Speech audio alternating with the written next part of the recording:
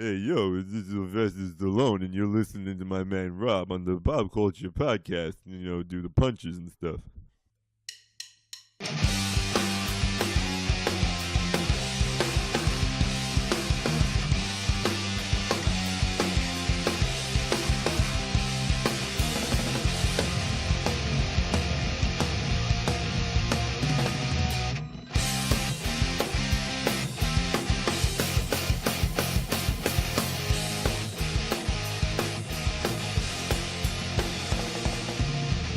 All right, ladies and gentlemen, welcome to the very special Big Game edition of the Bob Culture Podcast.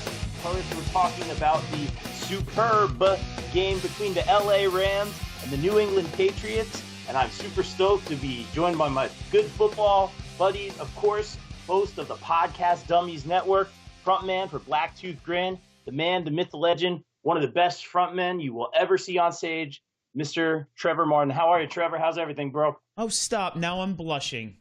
Yeah. Good to talk football with you, man. No, thanks, man. Thanks for having me on. everything's great. I wanted everyone to know that I know what I'm talking about football, so I wore my Chad Ochocinco jersey for this. Yes. So that way everyone knows, without a doubt, he knows what he's talking about. He does, absolutely. Yeah, I'm digging the jersey so far. And, of course, on the other line, we have future first ballot Bob Culture Hall of Famer, of course, the Shore Fantasy Football current champion and commissioner, #champmissioner, ladies and gentlemen, Mr. Tim Urig. What's up, Tim? How are you? I am doing fantastic. I'm excited to finally connect with you guys. Totally. I am ready to go. I kind of like this idea that we started the season together talking about fantasy football. We're ending the season talking about the SuperB Bowl. That's I'm right. Ready. With a B. That's right. All right. Well, let's get into it. First of all, go ahead. let's just tell the people, all right? So the NFL has such a major copyright on the name Super Bowl, all right? Yeah, and you can real. say Super Bowl when talking about the game, but in any reference to it about the TV affiliation, the advertising, or anything that they could try to charge us with, they will. So, hey, let's talk about the big game, fellas. The SuperB Bowl. Yes, the large, gigantic bowl of football. So let's get it going. Obviously, we see the Patriots in the big game every year. I know I'm really trying here. It's gonna be great. I saw them earlier in the season. I didn't think they were fantastic, and we were hanging out watching the Royal Rumble with the boys last night, and they were saying, I think the Patriots know that they just need to make it to the playoffs, and then they're ready to go. So I didn't think they were going to the big game this year, and I was surprised. I think a lot of people predicted the Rams going in. Are you guys surprised by the teams that are going in right now? I am surprised about the NFC. I think the Rams were really good this year. I think they were putting up a great numbers, a great season. I didn't think they were going to make it all the way to the super thing. I know, but, right? I didn't think they were going to make it all the way there Sunday, but they surprised me and did. But let's be honest, folks. They shouldn't be there. It was an egregious penalty that was called in that game, and the Saints should be there. But you know what it is? I've reffed other sports before, so if the ref doesn't see it, it doesn't matter. And for whatever reason, they didn't see it, so the Rams are in the Super Bowl. It's interesting. Here's the problem on the other side with the AFC with the Patriots. Everybody counted them out. All right, everybody's. If you look at everyone who did quarterback rankings going into the playoffs, Tom Brady was number 5. People had Andrew Luck over him. The more people were, I get the Kansas City pick, I really do, because Mahomes was on fire. But I absolutely despise the Patriots, my friends, and we were all dumb to think that they weren't going to be there. I don't want them to win. I'm not a Tom Brady fan. I don't want anything to do with the Patriots. But they're going to win the Super Bowl. Yeah, the Super thing. That's right. Tim, what do you got? Listen, They just find a way to do it every year. I agree. I don't think it's too much of a hot take, but I've been advocating for years that Tom Brady isn't as good as we think he is. He's great. Don't get me wrong. He's in the upper echelon of NFL quarterbacks. But, if the Falcons can, clock manage and kick a field goal, he doesn't win that Super Bowl. If, the Seahawks decide that they want to give, arguably the best inside the 5-yard runner the ball inside the 5 on first down, he doesn't win that Super Bowl. And, if D Ford doesn't line up off sides in a play where he just ran and, there was an out route and he would have threw a pick regardless if he lined up off sides, he's not in the Super Bowl this year. So, kudos to them for taking advantage of everything that they have to do to win the game, which is, what you do in sports, win the game. So Tom Brady's in it.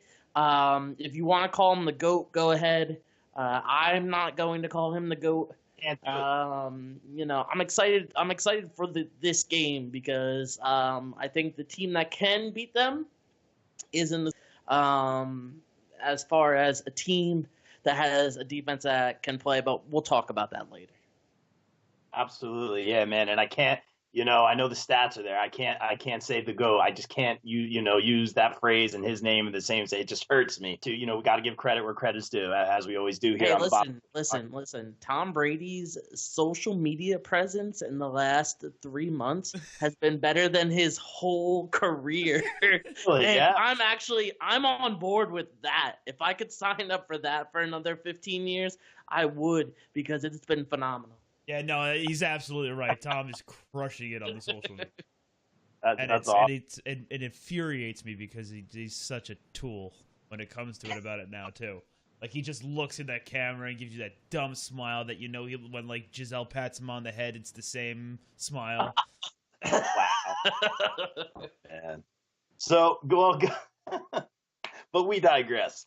So going into the game, obviously, you have the most experienced team for that particular game with a certain name that I will not say. And then you have somewhat of a younger quarterback on the other side of things. So where do you guys think experience comes into play in this game when it comes to getting the W? I think the Rams have been on a decline since they started to hit double digits in the season. I think they came out strong, and I think it's starting to show. I like Jared Goff this year. I've hated him the previous 2 seasons. I don't think he is technically ready for this game.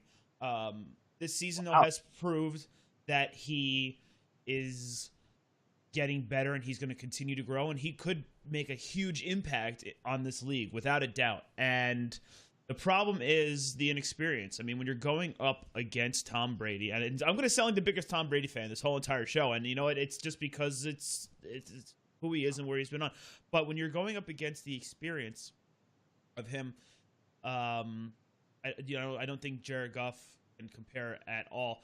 Also, you got to think with how young he is, and then you got to look at the age of Todd Gurley, who's 100% playing hurt. I don't care what any of the reports say Agreed. Anything like that. That is a huge loss. But let's look at the losses that the Rams started to have at the end of the year. They had no running game going. The running game in the last game against the Saints was Todd Gurley ran like 4 times or something, I think, at one point, and everyone was like, what happened to him? I think it was a good idea picking up C.J. Anderson to get the veteran, because he's going to know someone who could come off the street, and he kind of turned into that Brandon Jacobs role because he put on 30 pounds and he was able to bust through a little bit. So, they had the speed. They need a guy to push through. I don't think it comes down to the offense on this game at all. I think it comes down to the defenses, because the only way to stop Tom Brady in the New England Patriots is to put Tom Brady on his back, and is to get him out just on the floor. Because you know what? He does not like to be hit. He gets super annoyed and frustrated, and when he's frustrated, he misses throws. I think there was a time where he went 90 offensive snaps without being touched. Not even sacked, just touched. And, what does he do? He just continues to score touchdowns in that Chiefs game. 90 snaps not being touched. That's ridiculous. So the game is not going to be won by the Rams offense. This could be a 7-10 game, I think this could be a very low scoring game. It's going to be up to the defense to win it for the LA Rams. I don't think it's going to be Jared Goff for the. Two things. First of all, Trevor, very well said, and we'll get into defenses next. I think just based off of what you said, I want to hear from Tim. And then secondly, I just made all that up off the top of my head, so I'm glad you liked it. Oh, it's great. No, I'm writing the quote. I'm starting to write the quote down. I'm like, I'll put this quote in the description. It was very, very well said. But also, this is like a very fun podcast because I've never done a podcast where we danced around a phrase or words before, and it makes it very interesting. It's actually very fun. But Tim, what do you think about the experience going into this superb football contest? So listen, there's no question. Tom Brady has all the experience here. He's been to 1 billion Super Bowls. I mean, you might think that that's hyperbolic, but it's not. He's been to 1 billion Super Bowls. So he has the experience going in. And Trevor, you're 1,000% correct. It seems as if the Rams have been on the downslide for the last month or so.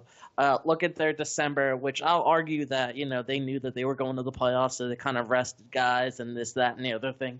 The signing of C.J. Anderson might be the greatest signing of all time when we look back at this later. And that might be a little precursor into my my choice, my prediction for the SuperB Bowl that we are going to watch on Sunday. So just to touch on C.J. Anderson real quick, and then I'll move forward. C.J. Anderson has always played behind a really, really bad offensive line, especially when he was in Denver, and especially for the Raiders' offensive line is actually pretty good. However, that Raiders team is a mess right now. And, the Panthers a little bit earlier in the season decided that they wanted to go just Christian McCaffrey all day, every day. So C.J. Anderson just bowling his way through. He's taking care of business. And I agree, it doesn't look like Gurley is healthy at all, which, moving forward, if he can get healthy in the next couple of weeks, he essentially had a bye week last week. He couldn't catch the ball for whatever reason. And, he didn't really run the ball that much. They gave it a lot to C.J. Anderson. So, he's kind of been off for a couple weeks. If he can get healthy, great. But, if it's something with his knee, we got some issues. We're talking about experience here, right? Yep. So we wrote Jared Goff off for dead prior to this season. He was a absolute bust before they moved to Sean McVay and they kind of, revamp that whole Rams team. So if you can protect a guy with talent, which is exactly what the Rams have done, they can, prove that this guy is their guy moving forward. So, you have a guy who's mobile in Jared Goff who can move the pocket a little bit. He's not, he's not one of these running quarterbacks, but he's mobile enough that he can extend plays. You have somebody who cannot extend plays in Tom Brady, somebody who relies on getting the ball out quick. I think that when you talk about the experience in the quarterbacks in this game, you talk about a guy that's seen almost everything Tom Brady. He's been in the league forever. He's seen everything that you can see. We joke around that Tony Romo calls out, defenses and stuff when we're watching the games. Tom Brady's looking at that live on the field. He sees when the guy is coming. He sees when the guy's, going to drop in the coverage. So, he's seen it all. Yes, Goff has been playing, pretty good. He hasn't seen everything. So I'm interested in the experience of Goff against the experience of Belichick and how he's going to play Goff in this superb game. So when you talk about experience, Brady has seen everything. He knows this game like the back of his hand. Goff, you could see some things on defense when it comes to the Patriots, mixing it up with their schemes.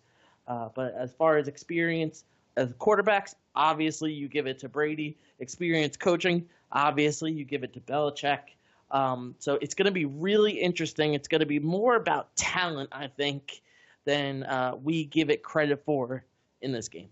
Now, speaking of experience, real quick, that Tim said that I didn't. This game could be over before it starts. You think it's one of True those? story. It could. I mean, just going back to Jared Goff, I have no faith as of right now. And again, this is the game, and to disprove it to all of us, to everyone watching this game on Sunday, there's only certain types of quarterbacks that come into this game that can handle it mentally. We don't know if he's going to be able to handle it mentally and be able to perform to the ability that he was earlier in the season and going forward. I think the Patriots start with Tom Brady, and the game that he has determines the game that the New England Patriots have. If Tom Brady has a good game, the New England Patriots will have a good game. If Jared Goff has a bad game, there's other players that can pick it up and go forward. And it's same with if Gurley had a bad game, then the Goff has to step up.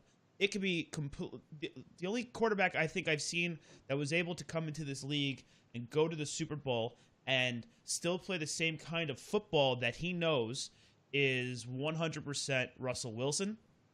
And I think he handles himself perfectly in that Super Bowl situation. The ones he's lost, the one he's won. And it's going to be interesting to see if Jared Goff can hang. He might not be able to hang. That experience, he might walk out and throw a pick right away. I know other quarterbacks like Peyton Manning has done the safety thing and stuff like that, but you knew he was going to be Peyton Manning and come back again. He could just fall apart as soon as that whistle blows. Can we talk real quick? If you watch the Pro Bowl, which not many people do anymore. What's that? If you watched the Pro Bowl yesterday, not even the best offensive lineman in the NFL could protect Russell Wilson. That dude is under pressure 24/7. I Pro Bowl, 1,000% agree with everything that Trevor has just said. If you talk about, game is on the line, who could potentially come back and win this game? Tom Brady has all the experience to do so. He showed it countless times. However, do you trust Goff enough that he would, in a 2-minute drill, drive you down and score a touchdown? No. He hasn't improved it yet, but limited sample size. The Pro Bowl, you say, Tim, don't you mean Tim's fantasy football team, those guys? Yeah. So when watching it yesterday, I did realize that it was essentially my fantasy football team versus the NFL. So that shows you how well I drafted in my league, in one other league. That's about it, though. It's nice to be on top. I'm going to hold my tongue about the stupid Pro Bowl. It's a whole podcast just on that. Yeah. Listen, when you're calling guys down, they rush into the line of scrimmage and you get called for a tackle, like right there. That's not football. Yeah. You know what? It's interesting what you guys are saying. Tim is kind of like, people didn't give Goff his due earlier on. He's obviously made it to the big game. Trevor, I can tell you don't think it's happening for Goff. We'll definitely see what happens. I remember I was watching the Chiefs game with Tim versus the Patriots. And when the Chiefs lost at the end, Tim was saying, as Mahomes, the camera's on Mahomes, Tim was saying, remember this, take this in. Maybe that'll be, if the Rams do lose on Sunday, maybe that'll be kind of like a teachable learning, kind of almost like I don't want to say a revenge, but like a, you want to get past that obstacle the next time around kind of moment for Jared Goff. So it's really interesting to kind of hear. Sadly, I've said that about the Yankees the last 2 years. They got to the ALCS championship. And then, they lost to the Red Sox last year, so it's a learning experience. I think it's just like a nice way to look at losing, unfortunately. Speaking of, if we're gonna bring up baseball, let me also say, let's look at the World Series. Boston versus LA. What do we got? Essentially Boston versus LA. I think it's the first time it's ever happened. It's been the same two going to the two different sports major championships. Right. Weird, hey, listen. Man. For anybody listening, we didn't plan that. Yeah. That's right. Hey, let's talk a little bit about the defense. Obviously, Trevor, I'll start with you. Just real simple question. You don't think Jared Goff can get it done offensively, is kind of what I'm taking from what you're saying. You had a great point. I loved what you said about the defense has to stop Tom Brady. Do you think this defense, the Rams defense, is the defense that can stop Tom Brady in the big game? I think if you look at all the NFL teams and you had to pick the top 3 teams that you would want a defense for to go against in this game, I think the Rams are in the top 3. I think this defense can get it done. The other ones that I would mention off the top of my head, and I know that they're, I know the Patriots lost some games this season, but I think it was everything that we said. I think Tom had rough games. If he has a bad game, Patriots have a bad game, they lose. So it all depends on how you're going to get there. Can the Rams defense get to Tom Brady? Absolutely. Do they have the talent? Absolutely. Can they try to pick him off? 100%.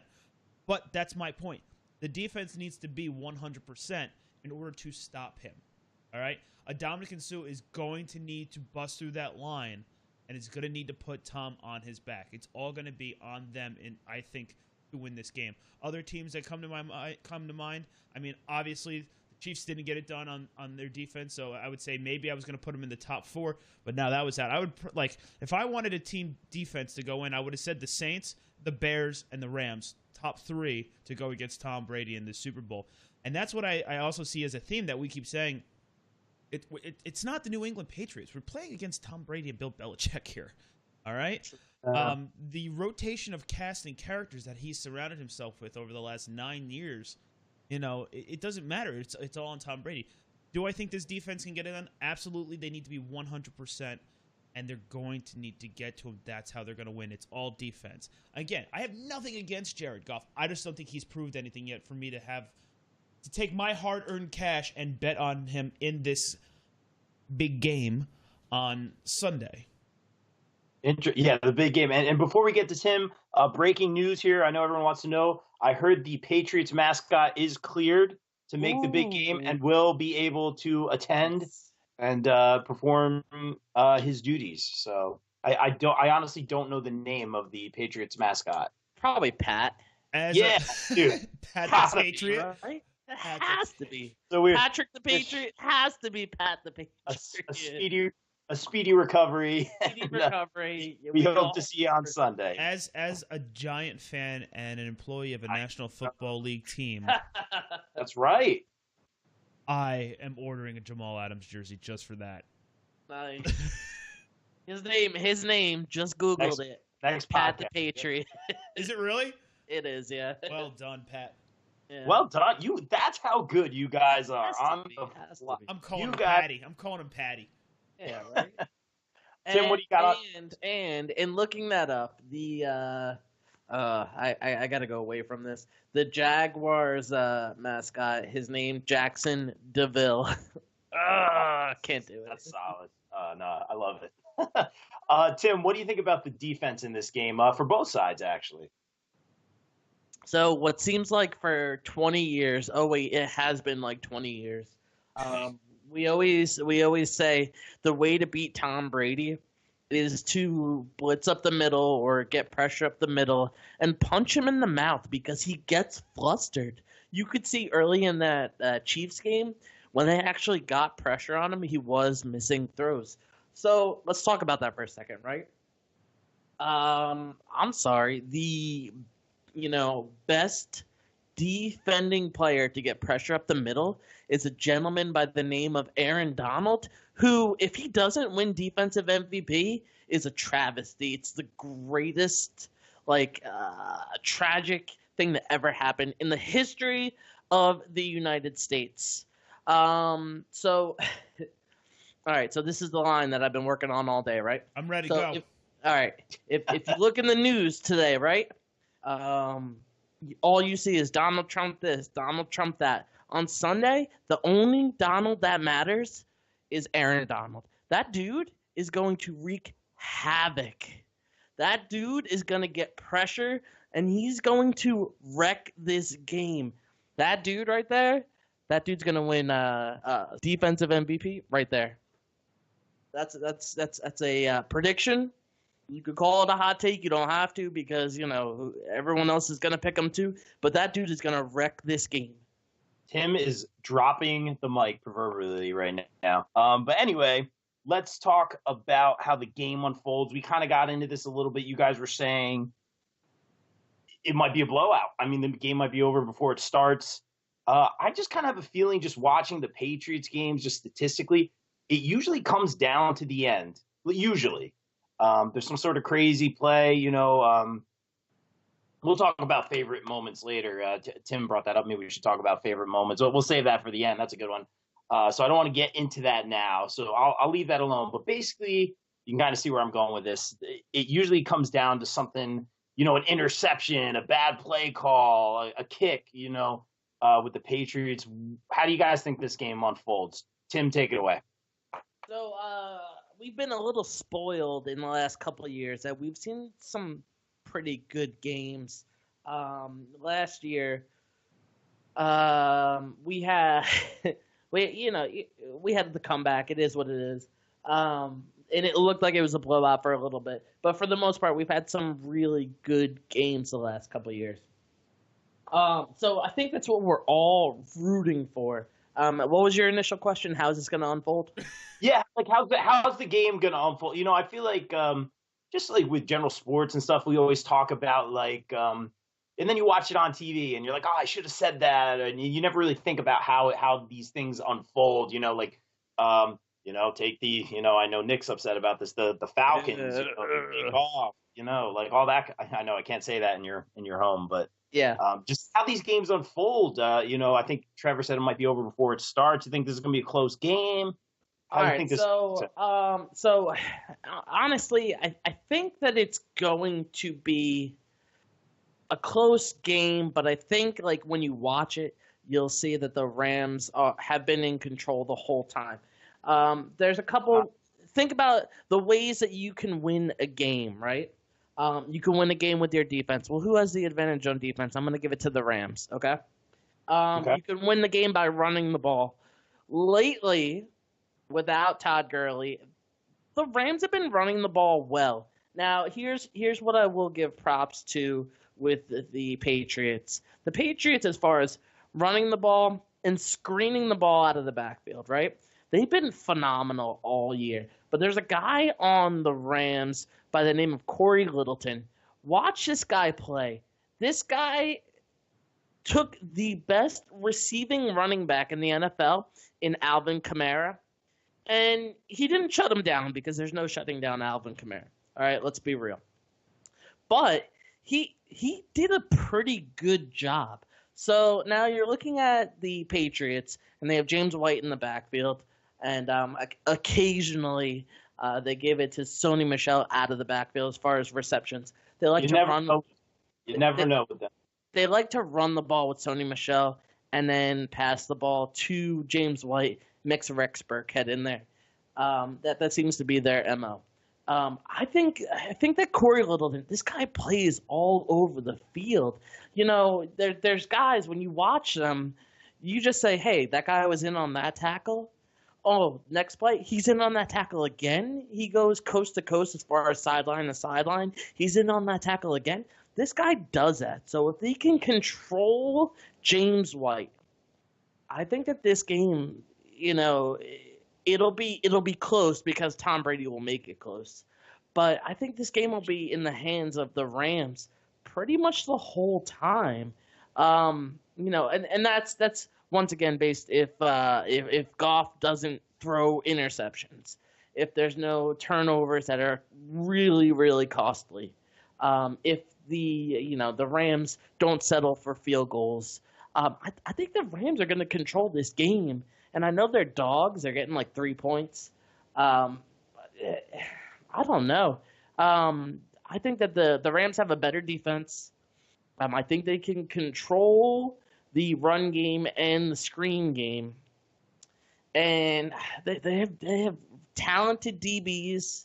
So I think this game really isn't going to be that close. I'm a big Rams supporter in this.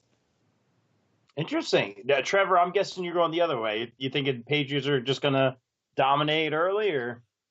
I think you made a really good point, Bob, that statistically that when the Patriots are in it, it's always a very close game. I think we're going to know how the game's going to go, though, in the first quarter. Obviously, with the comeback last year, you never know. So no one could say that for sure, obviously. But that being said, if the Rams do not score 29 points or more, except for Week 6 this season, Precise.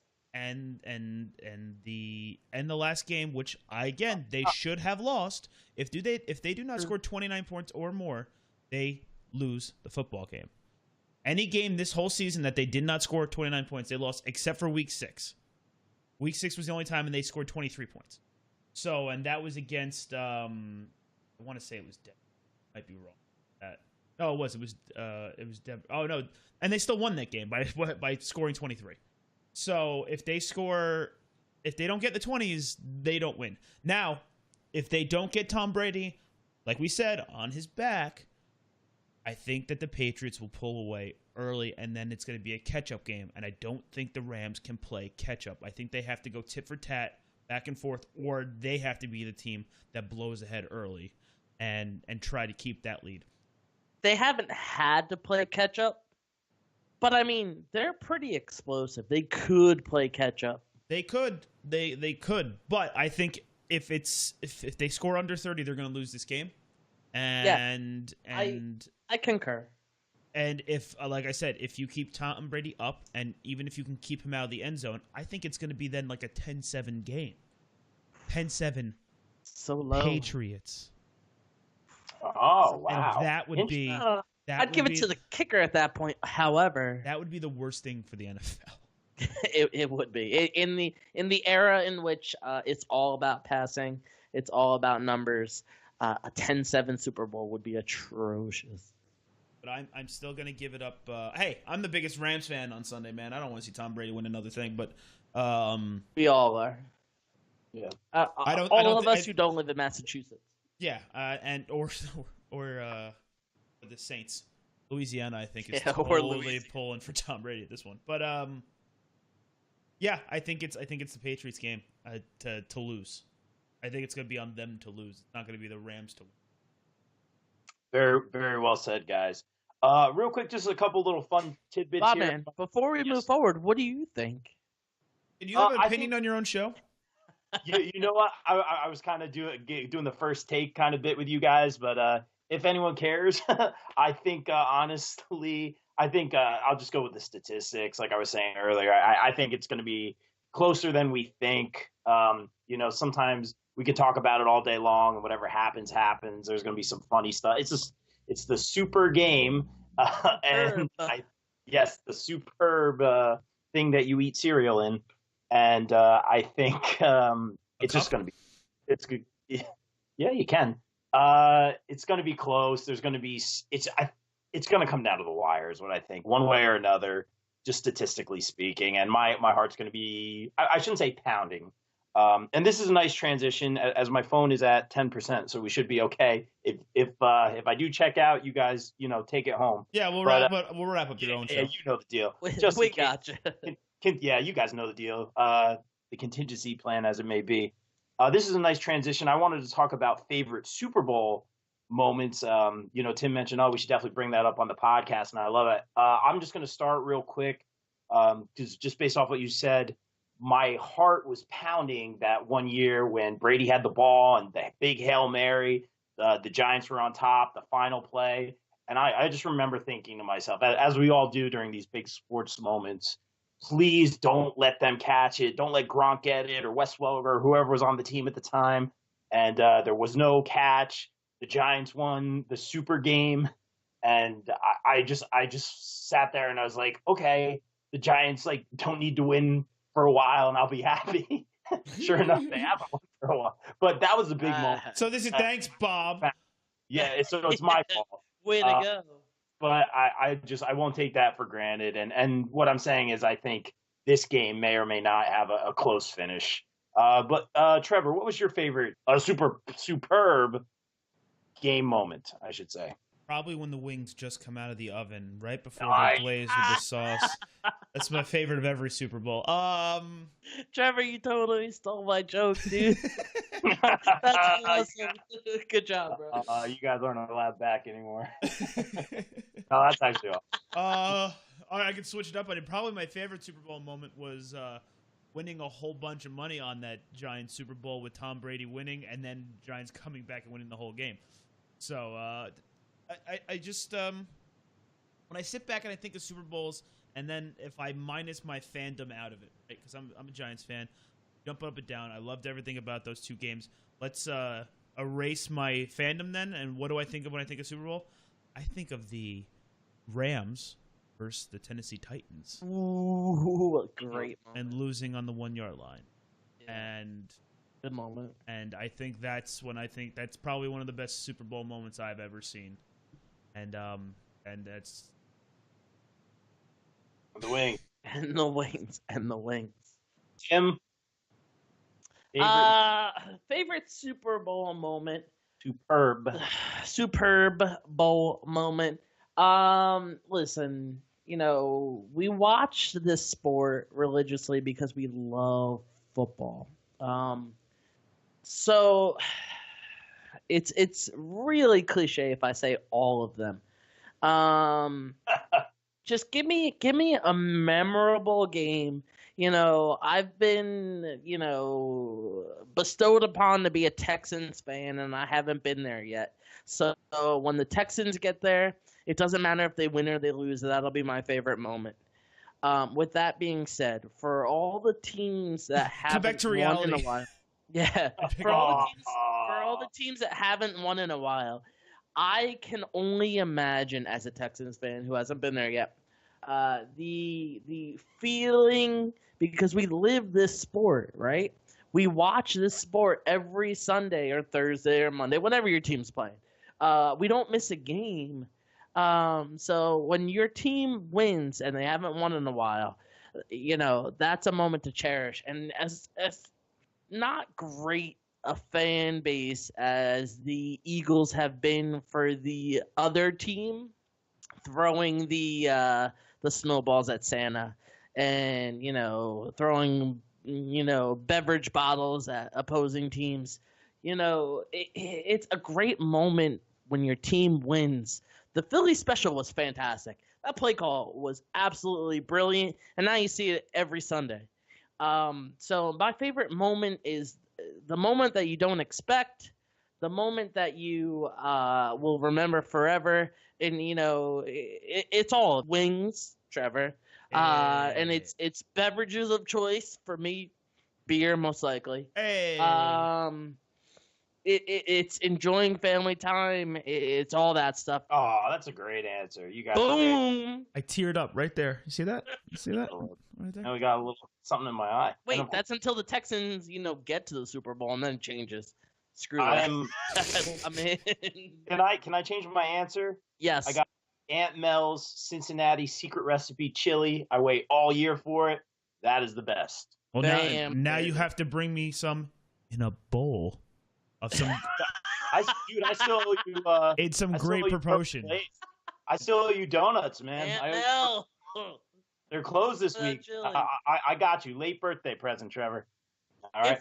If we put the word super on that bowl of chili, can we bring it on the show next year? Love it. Yeah. Aunt Mel's Super Chili Bowl.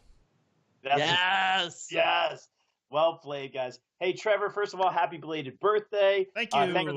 Thank you, as always, for having us on the Podcast Dummies Network. Real quick, tell everyone, where to follow you. He's on it. Back it up. I'm sorry. I'm just going to plug myself because I can. At Podcast Dummies on all social media. Please just click those hearts. Click that follow button. Anyone on the Bob Culture Podcast, if you want to see what Bob actually looks like, you can go to youtube.com/Podcast Dummies. All the episodes that he's done on this network are up there. So go take a look from wrestling to fantasy football to everything about music at Podcast Dummies on all social media. Twitch.tv/Podcast Dummies. Make sure you hit the follow button. Or if you are so inclined to do so, give us a subscription. Because if you have Amazon Prime, and I'm sorry I'm taking up all your time, Bob. If you have Amazon Prime, you get Twitch Prime for free. So you log in with your Amazon Prime account. I'm on it right now. Take that free sub that you get and just click subscribe to Podcast Dummies. It helps grow the channel. The money goes all back into the channel so that way we can get better cameras, better things, better programming for you. And appreciate it all, Bob. Thank you for having me on as always. Of course, you guys will both be back for the fantasy football annual show in a little bit. Well, I guess we're far off from it, but spring training's coming before that, bro. yeah. Tim's counting down the days. I already know. But guys, thank you as always. It goes Valentine's Day, and then the day after, spring training. Don't tell the girlfriends. It's cool. Yeah. All right, guys. Thanks again. Always a pleasure chatting with you guys. Of course, follow me, bobculture.podbean.com. Check me out on patreon.com if you want to support the show. We got lots of good stuff. Find me on iTunes, Spotify, all those shameless plugs. Guys, thanks for tuning in. Hey, wait. Before we go, Bobman, what's your final prediction? Thank you. I was just about to say. Oh, good. Let's do it. You guys are on top of things. Real quick. I'm at 2%. Get it. We'll finish it out. It's cool. 27-24. Who? Rams. Oh, all right. Trevor, get it. I think the Doritos commercial wins best commercial. Oh, yes! The game. I know I kept saying 10-7. You ready for this? 47-45 Patriots. Yeah! Wow, for real. That's awesome. Put it in the books. I'll go, Bobman, you got your boxes, right? What's my numbers? All right. I'll go with 34-24 Rams. Boom. Yep, Okay. yep. All right, guys. Enjoy the game on Sunday. We'll see you next time here on the Superb Bowl. Superb Bowl. That's right. Guys, we're out. Peace. Thank you, gentlemen. Deuces. Hey guys, thanks for checking out this episode of the Bob Culture Podcast. Don't forget to support the show on patreon.com/Bob Culture Podcast for some great incentives. I'd like to give a shout out to my patrons JayCrow, Shannon, Krus, and of course Mike and Michelle Vermillion from Sledgepad Innovations. Sledgepad is the bass drum dampening system used by national acts like Pink, Goo Goo Dolls, Cher, Collective Soul, and a whole bunch more. Check them out at sledgepad.com. And of course, if you're a fan of the show, please subscribe on YouTube, check us out at podbean.com, and leave me a review at iTunes.